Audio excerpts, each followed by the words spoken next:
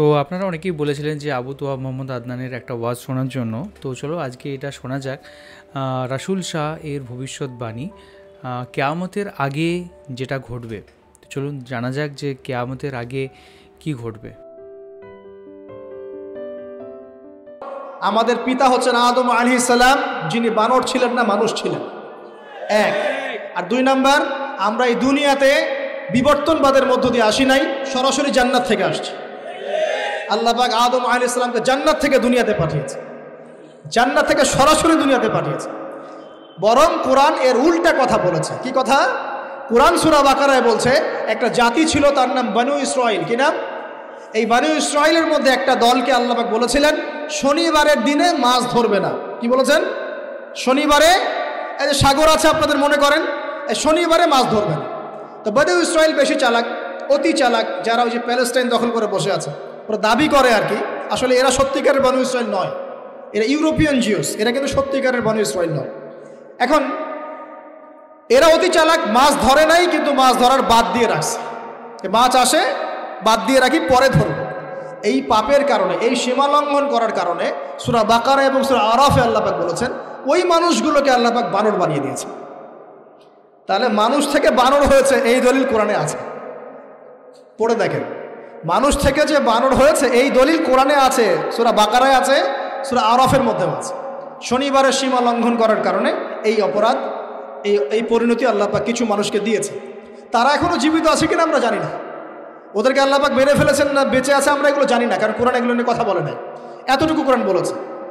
তবে এখনো কিন্তু বহু বাইরের মানুষ আকৃতির প্রাণীকে আল্লাহ পাক ভেতর থেকে বানর বানিয়ে দিচ্ছেন না। এটা নিয়ে একটা কথা বলতে চাই, সেটা হলো কিয়ামতের আগে আগে আরো কিছু মানুষকে আল্লাহ পাক কিন্তু শূকর এবং বানরে পরিণত করবে। এই হাদিসটা কি জানেন?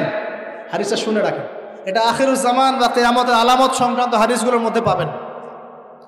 আল্লাহর রাসূল সাল্লাল্লাহু আলাইহি ওয়াসাল্লাম বলেছেন কিয়ামতের আগে আগে আমার উম্মতের মধ্যে, ভালো করে শোনেন, কিয়ামতের আগে আগে আমার উম্মতের মধ্যে একদল মানুষ বের হবে যারা মদ পানকে হালাল মনে করবে। কাকে? মদ পান করাকে হালাল মনে করবে। যারা বাদ্যযন্ত্র, গায়িকা, নায়িকা এগুলো নিয়ে নর্তকী নাচাবে রাতের বেলা, এগুলোকে হালাল মনে করবে। যারা অশ্লীলতা, বেহায়াপনাকে জায়েজ করে নিবে। ঠিক আছে, এরকম কয়েকটা পাপের কথা বলে নবীজি বলছেন একদিন সকালবেলা আল্লাহ পাক তাদেরকে ঘৃণিত বানরে পরিণত করবে। এটা হবে সামনে, কখন কিভাবে হবে আল্লাহ ভালো জানে। এবার আমি কনসেপ্টে চলে আসি। এই যে পৃথিবীতে নেমে আসলাম, তাহলে আমরা কোত্থেকে আসছি ভাই? আমরা কি পৃথিবীর অধিবাসী ছিলাম? আমরা জান্নাতে ছিলাম, ওখান থেকে আল্লাহ পাক পাঠিয়েছে। এবার পৃথিবীতে এসে আদম আলাইহিস সালামের যুগে খুব একটা দুর্ঘটনা ঘটে নাই, একটা ঘটেছে। কয়টা? একটা। ভাই হাবিলের কুরবানি কবুল হয়, কাবিলের অন্তর্দাহ হয়, জ্বালা হয়। কেন হাবিলেরটা কবুল হবে, কাবিলের কেন হচ্ছে না? এই হিংসার বশবর্তী হয়ে কাবিল হাবিলকে হত্যা করে ফেলে। হত্যা করে লাশটা দাফন করার পদ্ধতিও তার জানা ছিল না। আল্লাহ কাককে পাঠালেন, কাককে দেখে সে শিখল। প্রথম দুর্ঘটনা হচ্ছে হাবিল কাবিলের দুর্ঘটনা।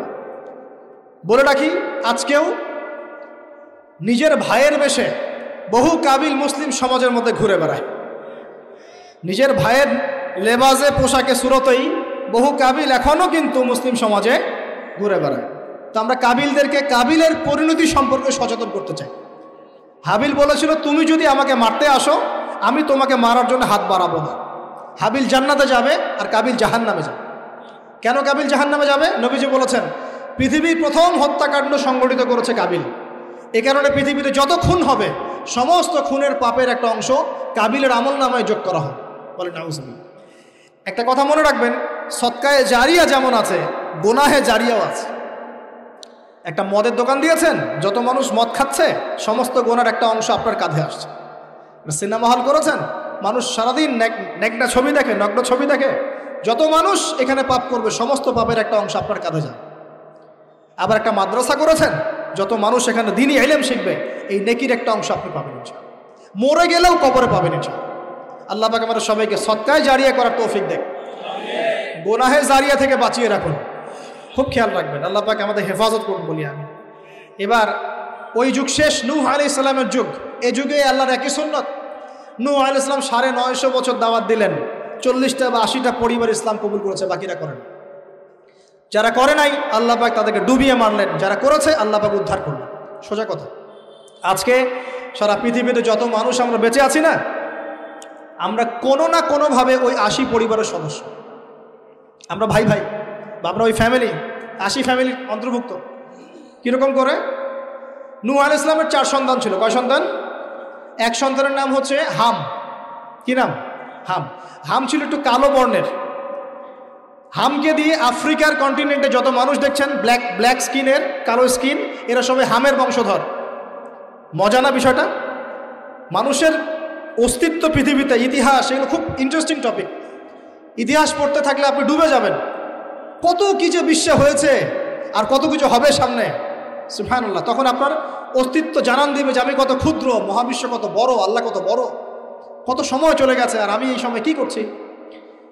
এক ভাইয়ের নাম শাম। এই শামকে কেন্দ্র করে এই আরবের যে মানুষগুলো আছে, অ্যারাবিয়ান, এরা শামের বংশধর। আরেক ভাইয়ের নাম ইয়াফাস। কি নাম? ইয়াফাস। ইয়াফাসের বংশধর হচ্ছে পশ্চিমারা, মানে রোমক যারা, তারা। আরেক ভাইয়ের নাম ছিল কেনান। কি নাম?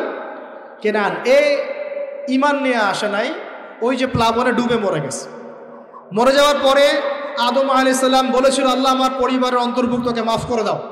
আল্লাহ বলেছেন, লাইসা মিন আহলিক, সে তোমার পরিবারের কেউ না। নবীর সন্তান হওয়ার পরেও ইমান না আনার কারণে সে জাহান্নামে গেছে। আর আমরা আর কি এমন মানুষ, অমুক আলেমের সন্তান, অমুক বক্তার সন্তান, হ্যাঁ, অমুক পীরের নওয়াবজাদা, অমুক তমুক, এইসব বড়াই করে লাভ নেই। আমল, আকীদা, ঈমান যদি ঠিক না থাকে, আমাদের বংশ পরিচয় আমাদেরকে বাঁচাতে পারবে, আমাদের দেশ, জাতীয়তাবাদ, বর্ণ বাঁচাতে পারবে। যার যার কবরে তাকে তাকে যেতে হবে।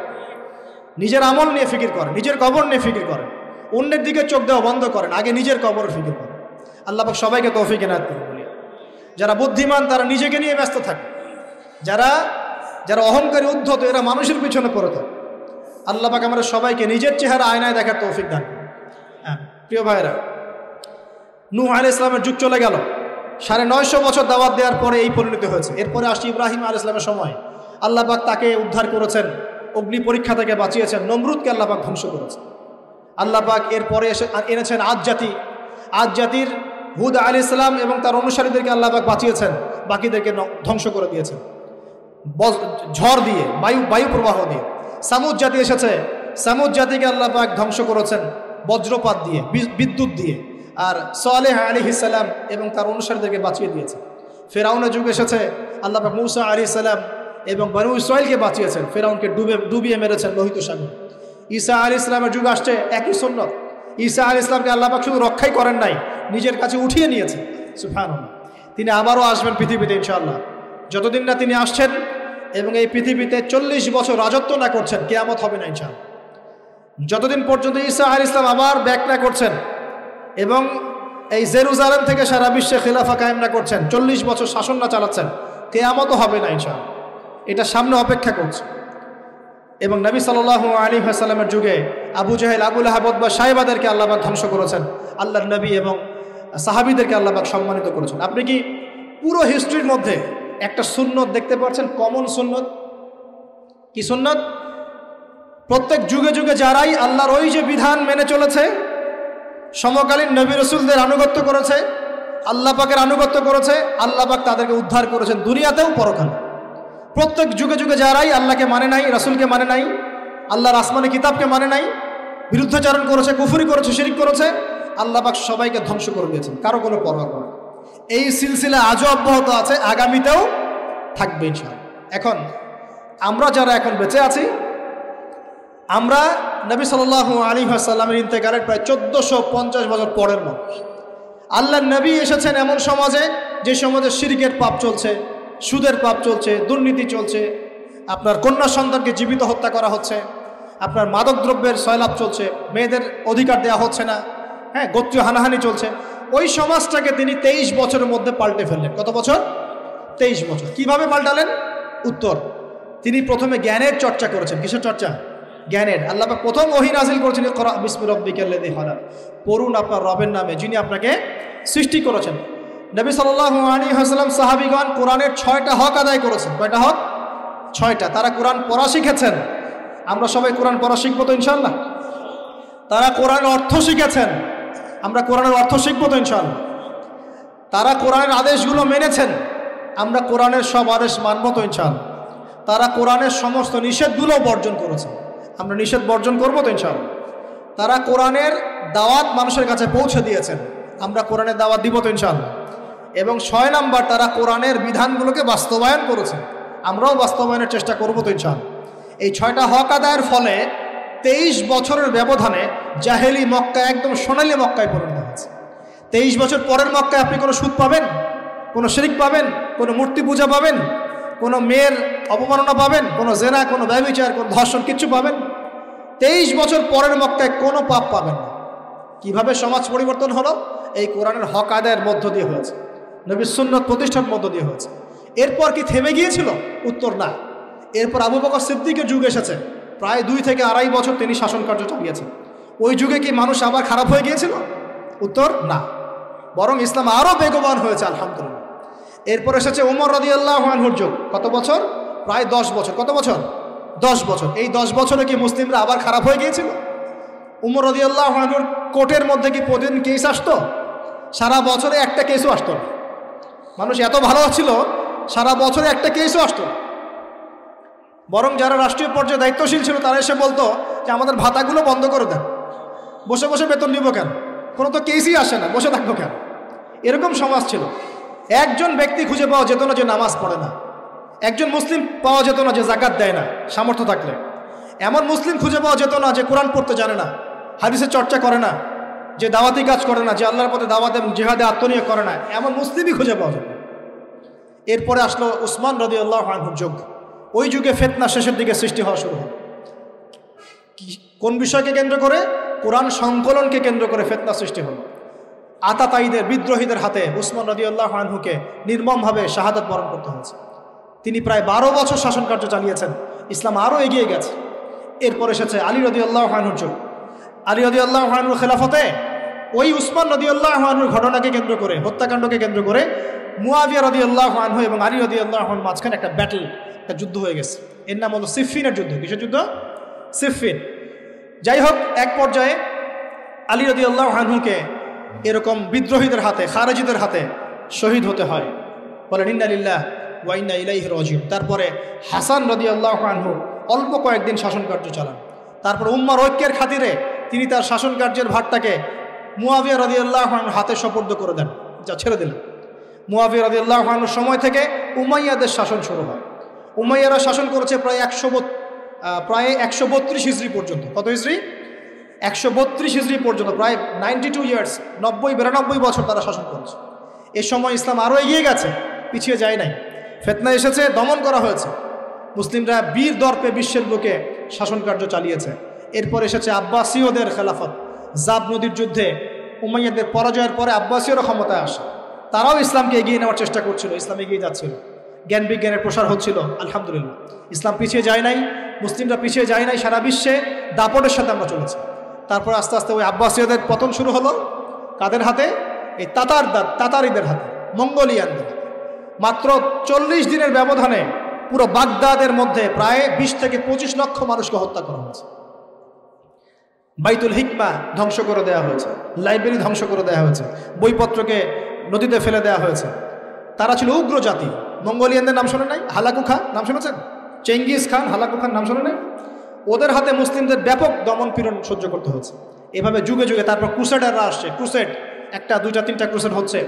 আস্তে আস্তে উসমানীয়দের রাইজিং হয়েছে, ফাতেমি খেলাফত এসেছে, মামলুকদের শাসন এসেছে, এদিকে মোগলরা শাসন করেছে, কর্ডোভার দিকে আব্দুর রহমান তারা শাসন করেছে। মানে এক কথায় সারা বিশ্বে মুসলিম শাসন ছিল। অটোমান এম্পায়ার 1923 এই সময়ের দিকে, 1914 থেকে 1923 এই সময় পর্যন্ত অটোমান এম্পায়াররাই বিশ্বে ছিল। তারপর প্রথম বিশ্বযুদ্ধে যখন তারা রাশিয়ার পক্ষ নেয়, এরপরে ব্রিটেন যখন জয়লাভ করে, এই সময় থেকে মুসলিমদের ডমিনেটেড হওয়ার সময়টা শুরু হয়েছে। তারপরে মুসলিমরা আস্তে আস্তে রাষ্ট্র ভাগ করে ফেলেছে, প্রত্যেক রাষ্ট্র টুকরা টুকরা হয়ে গেছে, ইউনিটি নষ্ট হয়ে গেছে, রাষ্ট্রের ভিতরে বিভিন্ন ফাসাদ তৈরি করে দেওয়া হয়েছে, মুসলিমদের ঐক্য ভেঙে গেছে, ইকোনমি দুর্বল হচ্ছে। সব মিলিয়ে আজকে মুসলিমদের আজকে এই অবস্থা হচ্ছে। আমাদের এখন যুবকরা চিনে না আল্লাহকে, নামাজ পড়তে মানুষ খুঁজে পাওয়া যাচ্ছে না, জাকাত দেওয়ার মানুষ পাওয়া যায় না, রমজান মাসে পার্ট টাইম রোজা রাখে, পার্ট টাইম তারাবি পড়ে, পার্ট টাইম জুমায় আসে, পার্ট টাইম ঈদে নামাজ পড়ে। প্রজন্ম আস্তে আস্তে এই জায়গায় চলে আসছে, আল্লাহকে চিনে না, রাসূলকে চিনে না, ইসলামের হিস্ট্রি জানে না, আমাদের শেকড় জানে না। এমনি এমনি হয়নি, লাস্ট 100 বছরে এই জায়গায় আমরা আসছি। লাস্ট 100 বছরের হিস্ট্রি ভালো করে পড়ে দেখবেন, বলার সময় নাই এখানে। লাস্ট 100 বছরের হিস্ট্রি পড়ে দেখবেন যে জায়গায় আমরা ছিলাম সেখান থেকে একদম তলানিতে নেমে চলে আসছে। এখন প্রশ্ন হচ্ছে, এই অবস্থায় কি চিরস্থায়ী থাকবো নাকি এখান থেকে আমরা সামনে যাব? সামনে যে এমনি এমনি যাওয়া হবে না এটা নিশ্চিত। সামনে যাওয়ার জন্য কিছু কাজ এবং ক্রাইটেরিয়া মেনটেন করতে হবে। আমরা জানি এরপরে আসবে ইমামুল মাহদির শাসন, তারপরে আসবে নবী ঈসা আলাইহিস সালামের শাসন, তারপরে দাজ্জালকে মেরে ফেলা হবে। আর দাজ্জালকে মেরে ফেলার আগে দাজ্জাল তার অনুসারীদেরকে নিয়ে বিশ্ব শাসন করবে 40 বছর।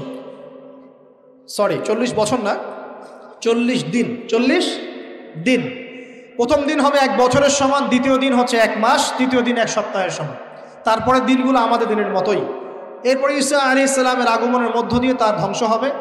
এরপর ইয়াজুজ আর মাজুজ বের হবে। ইয়াজুজ আর মাজুজ খুব হিংস্র হবে, তাদেরকে হত্যা করার ক্ষমতা মুসলিমরা থাকবে না। মুসলিমরা তুর পাহাড়ে আশ্রয় নেবে, আল্লাহ পাকের গজবে তাদের ঘাড়ের মধ্যে একটা ভাইরাস জন্ম নেবে, এতে তারা মারা যাবে। বড় বড় নখরওয়ালা প্রাণী আল্লাহ পাঠাবেন, পাখি, এরা এসে এদেরকে উঠিয়ে উঠিয়ে কোনো জায়গায় ফেলে দিবে, মহাবিশ্বের কোনো এক জায়গায় এনে ফেলে দেবে। তারপর আল্লাহ পাক বৃষ্টি বর্ষণ করবেন, প্রচুর বৃষ্টি বর্ষিত হবে এবং বিশ্বের এই জমিনটা উর্বর হবে। তখন একটা ডালিম দেখেছেন ডালিম? একটা ডালিম একটা পরিবার খাবে, একটা ডালিমের খোসার মধ্যে একটা পরিবার আশ্রয় নিতে পারবে, এত বড় বড় ফসল হবে। 40 বছর ঈসা আলাইহিস সালাম এই বিশ্বকে শাসন করবেন ন্যায়ের ভিত্তিতে, আদালতের ভিত্তিতে। ঘাটে মহিষে 1 ঘাটে পানি খাবে, বাঘে মহিষে 1 ঘাটে পানি খাবে, কেউ কারো উপর জুলুম করবে না। এরপর তার বিয়ে শাদী হবে, সন্তান হবে এবং তার ইন্তেকালও হবে স্বাভাবিকভাবে, এবং তাকে দাফন করা হবে নবী মুহাম্মদ সাল্লাল্লাহু আলাইহি ওয়াসাল্লামের কবরের পাশে, রওজার পাশে।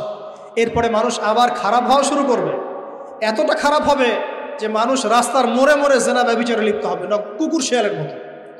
এই অবস্থায় পশ্চিম দিক থেকে সূর্য উঠবে এবং ব্যবসায়ী ব্যবসা করতে বসেছে, কাপড় খুলেছে, এই কাপড় গুটিয়ে নেওয়ার আগে কিয়ামত হয়ে যাবে।